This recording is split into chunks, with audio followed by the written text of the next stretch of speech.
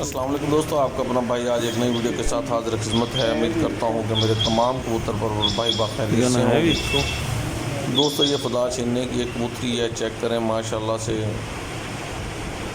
ये बहुत आला परवाज़ की मालिक कबूतरी है। ये जब भी छोड़ते हैं 7 बजे के बाद ही बैठती है।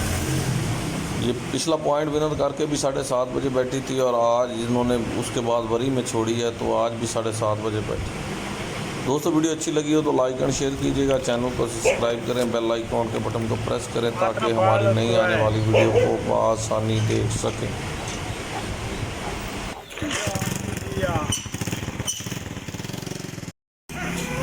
जी फदा भाई, ये फदा भाई पिछले पॉइंट की विनर कबूतरी है तुहाडी। इधर इधर फदा मेरे वाल मुँह करके ये पिछले पॉइंट की विनर कबूतरी। चलो माशाल्लाह। 3 बजे वर्दी सी 7:30 बैठे सी। कबूतरी है जी।